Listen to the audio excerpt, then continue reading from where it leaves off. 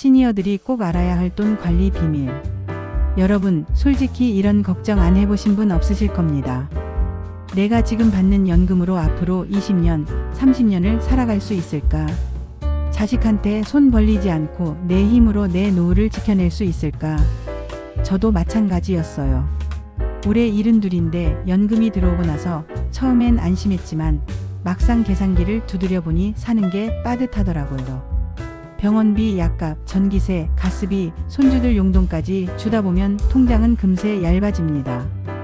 그래서 오늘은 제가 직접 부딪히며 깨달은 노하우, 또 실제 사례를 곁들여서 시니어들이 꼭 알아야 할 돈 관리 비밀을 차근차근 말씀드리겠습니다. 먼저 연금 이야기부터 해보겠습니다. 국민연금, 기초연금, 그리고 일부는 퇴직연금까지 받으시는 분들도 계실 겁니다. 그런데 중요한 건 이 돈이 생각보다 많지 않다는 거예요. 통계를 보면 우리나라 65세 이상 어르신들의 국민연금 평균 수령액이 월 60만원 남짓입니다. 기초연금을 더해도 100만원 정도지요. 요즘 세상에 한 달 100만원으로 생활이 될까요? 방세나 관리비 조금만 나가도 허덕이기 마련입니다. 그래서 저는 연금을 세 부분으로 나누는 습관을 들였습니다. 생활비, 의료비, 비상금. 예를 들어 연금이 100만원 들어오면 60만원은 생활비, 20만원은 의료비, 20만원은 비상금 통장에 따로 넣어둡니다. 여기서 중요한 건 비상금은 절대 손대지 않는 겁니다. 비상금은 갑작스러운 수술비나 집안 경조사, 예기치 못한 상황에서 우리를 지켜주는 보험 같은 역할을 해요. 제가 이렇게 나누기 시작한 후로는 마음이 훨씬 편안해졌습니다. 왜냐, 혹시라도 큰돈이 필요할 때 있다라는 사실이 주는 안도감이 크거든요. 연금을 다루면서 많은 분들이 하는 실수가 있어요. 바로 한 번에 큰돈처럼 써버리는 겁니다. 친구랑 해외여행 간다고 목돈을 뺏어 쓰거나 자식에게 집 사라고 도와주거나 혹은 누가 권하는 투자에 덥석 맡겨버리죠. 제 친구도 연금 일시금을 찾아서 주식 투자에 올인했다가 반토막이 나버렸습니다. 그 친구가 그때 울면서 하던 말이 아직도 생각나요. 내가 30년 일한 땀방울이 하루아침에 사라졌다.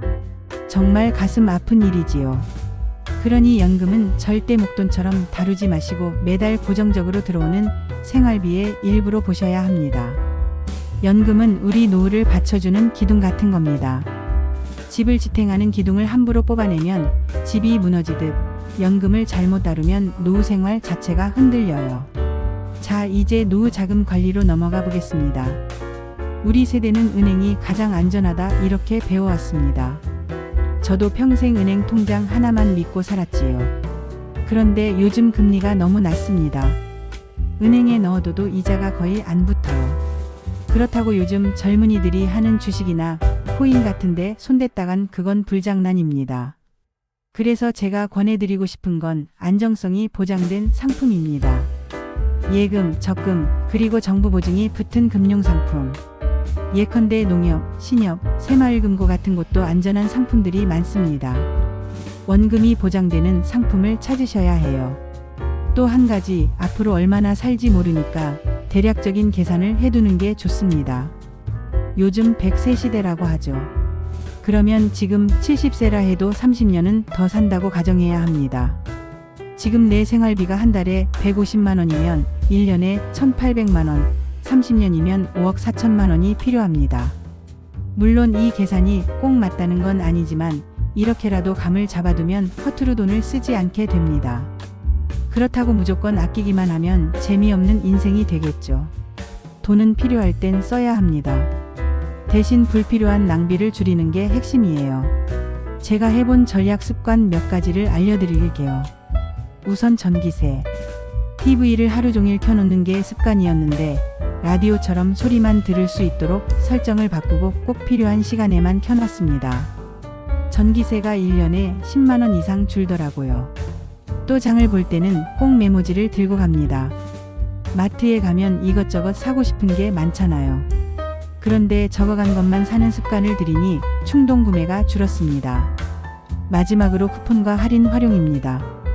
요즘 스마트폰에 익숙지 않은 분들도 많으신데 손주한테 부탁하면 다 해줍니다.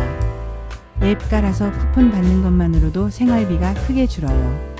이렇게만 해도 한 달에 10만원, 1년에 120만원, 10년이면 1200만원이 절약됩니다. 작은 습관이 큰 차이를 만든다는 걸 꼭 기억하세요.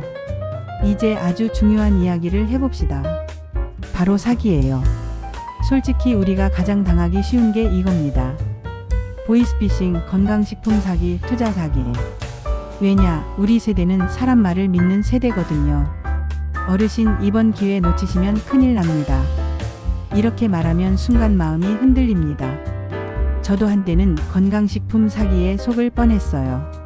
이 약 먹으면 무릎이 새 것처럼 좋아집니다.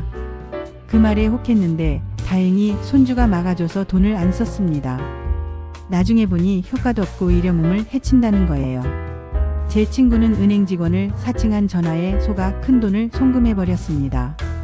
계좌에 문제가 생겼다. 안전하게 옮겨드리겠다. 이렇게 말하니까 겁이 덜컥 나서 그대로 송금한 거죠. 하루 만에 돈은 사라지고 찾지도 못했습니다. 그래서 꼭 기억하세요. 모르는 전화는 받지 않는다. 모르는 사람 말은 믿지 않는다. 내 이름으로 된 돈은 내가 직접 지킨다. 이 세 가지만 철저히 지켜도 절반 이상의 사기를 막을 수 있습니다. 이제 마무리를 지어볼까요? 돈을 지키는 게 곧 건강을 지키는 겁니다. 돈이 없으면 불안해지고 불안하면 병이 옵니다. 반대로 돈이 든든하면 마음이 편해지고 그 편안함이 몸에도 좋은 영향을 줍니다. 그러니 지금부터라도 늦지 않았습니다. 연금을 계획적으로 나누고 작은 습관으로 절약하고 절대 사기에 속지 않으세요. 그렇게만 해도 우리 노후는 훨씬 더 든든하고 또 여유로워질 수 있습니다. 여러분, 오늘 제 이야기가 마음에 와닿으셨다면, 이 영상이 마음에 드셨다면 구독과 좋아요를 눌러주세요.